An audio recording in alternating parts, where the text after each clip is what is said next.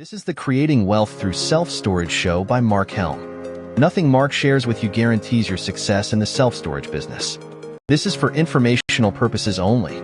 There are no calls to action, and nothing said or implied is a call for investment money into self-storage or any other asset class. You are responsible for your success in the self-storage business or any endeavor in life. Enjoy the show, and here is Mark Helm. So as I approach episode 500, 10 years or so of making these videos and these blogs, I was thinking, what could I share that might be most impactful? And I came to two realizations. One was, it's not the stuff I've done right. It's the thing that would make the most impact and help for you would be the things I've done wrong, the mistakes I've made. And so as I started listing the 5 mistakes, the biggest mistakes I think I've made in my career in self-storage, what I realized was not many of them were, or any of them really, were around wrong decisions in self-storage necessarily. There were more flaws with me and my leadership and my character at the time.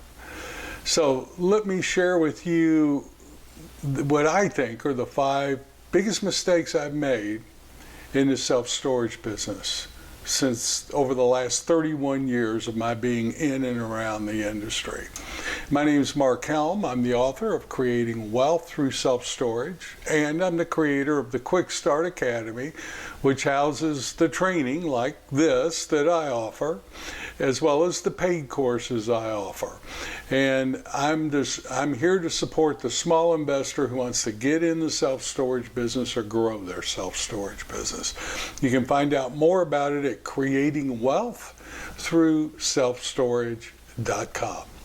But let me share with you what I think, anyway, are the 5 biggest mistakes I've made in my self-storage career. So, mistake number 1 we could call leadership, partnership, selection, and management. Now, let me be clear here. I'm very grateful for all the partners I've had over the years, and I've had a lot, and I'm very grateful for them. But I realize often we tend, either consciously or unconsciously, to select partners that basically make up and bring something to the table, make up for our weaknesses and bring something to the table we don't necessarily have. And that's usually a good thing, but not always.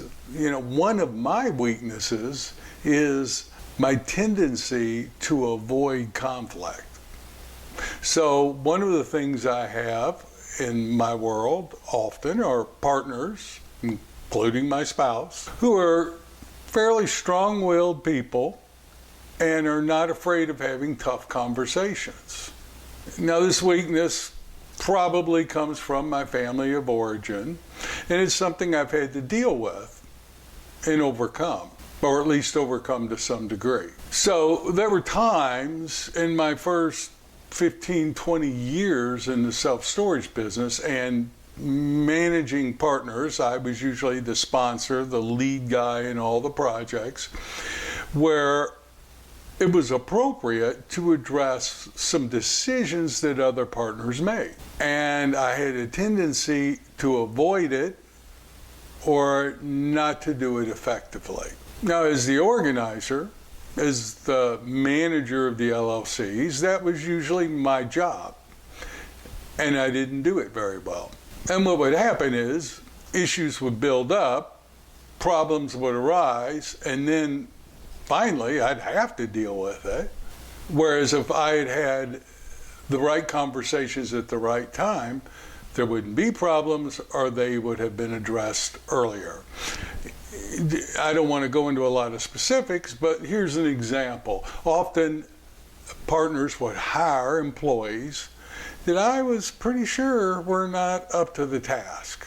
But rather than, create conflict and address it head on at the time, I would give them the benefit of a doubt, even though I knew they weren't the right people, and I would wait till something happened. Then I would insist, once a problem had arisen, that we let that particular employee go. Now, I don't think it's appropriate to go into a lot of detail of some of the other stuff, but that was a real weakness of mine. We would have achieved our vision on the size of our portfolio much quicker had I been a better leader earlier in my career. It's still something that's a work in progress for me. Mistake number 2, not following my own advice. I give a lot of advice to people I coach, train, these episodes. And one of the things I tell people is you never get emotionally tied up in a deal. You run your preliminary performance, then you go through the due diligence, and if during the due diligence your benchmark numbers aren't hit, you're not emotionally tied to the deal and you can walk. Now, I've had one deal that really went south and didn't go as we planned. Not every deal I've done has hit our performance numbers, but most have exceeded, and every deal's been profitable, with the exception of this one for some of the partners. I got really excited about this deal because it was presented to me by the landowner who had developed a small little business park, and at the end of a cul-de-sac, right next to an expressway, but at the end of a cul-de-sac was a tract of land that he was willing to put in a self-storage deal because he thought self-storage would go there. And I got real excited because I didn't have to buy the land. It was being contributed to the partnership. And I didn't necessarily do the best due diligence because all the properties around us had these huge signs that were on a north-south expressway, but the sign ordinance had changed. And I'd owned property next to expressways, and I knew how the benefit of that exposure and what it was. And I knew people would make 1 or 2 turns off an exit, less than a mile, which is what this facility was, to get to the facility. Householding, when I got into due diligence, this is before we had all of the subscription services that we have now. Household income was lower than the median for the city it was in, but I didn't have to buy the land. So I would totally advise someone not to think that way. But I sure didn't follow my own advice. Anyway, long story short, we did the development, built the deal. Of course, lease up went a lot slower than we wanted because the median household income was lower. Average stay was shorter, so we ended up leasing the same units multiple times on our way to stabilized occupancy. And I realized that I needed to pivot because my interest-only period was coming to an end. And we certainly weren't profitable at that point. It was going to be really bad once the amortization kicked in. So I got the partners together. The one thing that was working there was the parking. So I said, let's pivot. I'm going to have a cash call. We're going to create more parking. It'll be a lot less than finishing this project, and it will generate the income needed quickly to pay the loan when it starts amortizing. Some of my investors didn't want to do the cash call. They were gun shy and scared. So basically I broke off a piece of that land free and clear, gave it to them. They wanted to own that rather than do the cash call and stay in the deal. So I ended up making the pivot. We refinanced the deal, did the pivot, ended up selling that project, making it be a must-take for a really good project that we were selling to a fund, and we ended up making a profit, albeit not what I had on my pro forma and not with the asset that we originally designed. I hope my investors were able to sell the land and get their money back. Now, everyone tells me not to worry about it because they chose it, but hindsight's always 2020, isn't it? Mistake number 3, not following the LLC document to the letter. This also ties into the first mistake, not being a good leader. But I had some partners that basically made a decision. The decision was for the benefit of the company, the LLC, the partnership that the investors were in.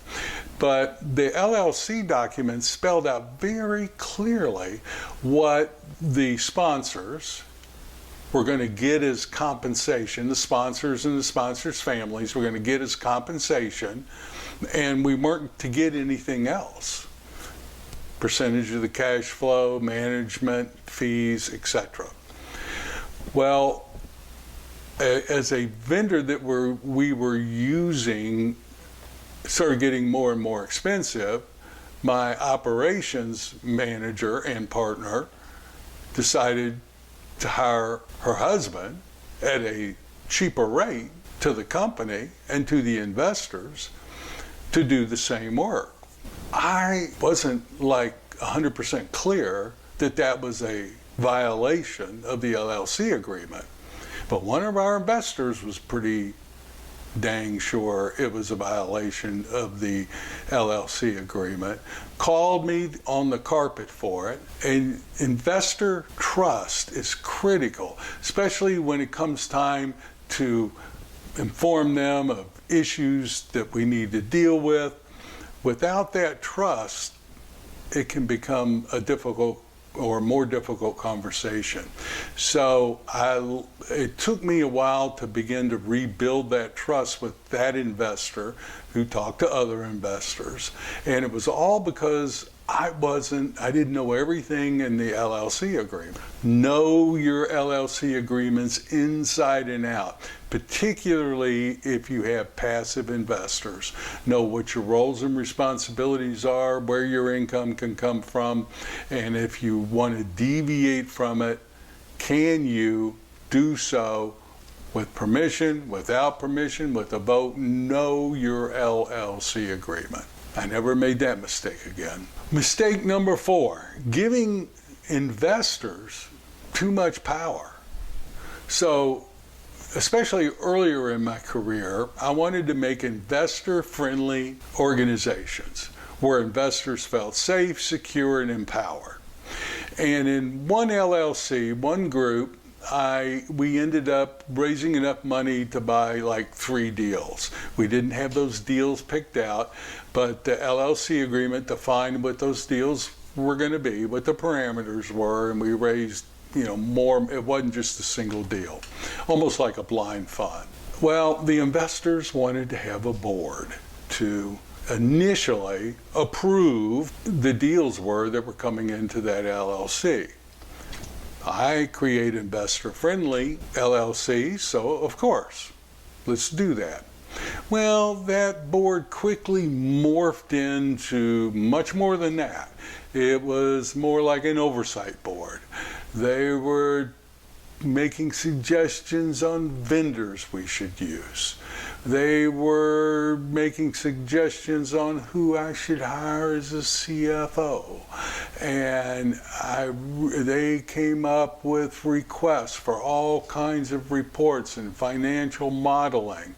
And I spent so much time creating reports, responding to the board's requests, and it took so much of my time, energy, and resources away from actually doing profitable things for the self-storage growth and that LLC in particular, that it ended up just really gumming everything up. And I realized, and my attorney told me, and my partners, other sponsor partners told me, I had given them just way too much power. So I learned that lesson the hard way. And mistake number 5 is not having a predetermined, powerful exit plan for when I sell property. Now, not every property and every LLC I've been in do I have the capability of doing a 1031 or in just simply because of how some of those LLCs were formed, but many of them we do. I do. Like I can take my sale proceeds and invest it in other real estate, in other storage facilities if I want to. But sometimes we do goofy things to avoid capital gains. I'd had a year where we were selling a lot of self-storage, closing out a particular portfolio, primarily to a REIT, and I had paid a boatload of capital gains that year. And we had one final deal coming in December, and I was tired of paying capital gains on it. So a large developer in my marketplace was talking about doing a self-storage project in another city, and it happened to be in an opportunity zone. And we closed the deal in mid-December. And if I put that money in that opportunity zone before the end of the year, I was going to get another 10% reduction in my tax basis. So I did it. The numbers were a little bit tight on the pro forma, but I was saving a lot of money. Well, that was, I think, 2021, and interest rates started going up.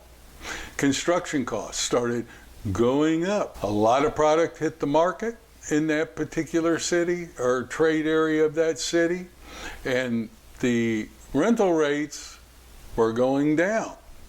So all of a sudden, what was an okay deal, but worth doing because I was avoiding taxes, became a deal I would never do. So long story short, that land is still sitting there right now. So I have hundreds of thousands of dollars tied up in an opportunity zone, generating no income. I would have been infinitely better off paying the capital gains and putting the rest of that money to work, or doing something different with that money than doing what I did to not pay taxes and get a 10% reduction in my tax base. Weak planning on my part. So there's a real art to buying storage, and there's a real art and skill to selling it, to maximize what you've created and to put that money to work generating more income and wealth. So as I look back over my career, those tended to be what I saw as the 5 biggest mistakes I've made. Interestingly enough, very few of them had to do with making storage decisions. They were all challenges that I created for myself. I've taught and learned that if you want to expand your business, the very first thing we do is expand ourselves first, and then take on growing the business. So I'm constantly working on creating a bigger, better version of myself, so that I have more to contribute to my business, to my partners, to my customers, to my wife, and to life itself. Shameless plug here, the book I wrote, The Creative Method of Wealth Generation, deals very directly with this. If you're interested, there's a link in the text, and there's a link in the body of the YouTube video that will explain more about that book. So, I hope this helps you as you're growing your self-storage business, and I look forward to being with you in the next episode, which is episode 500. I'll see you then.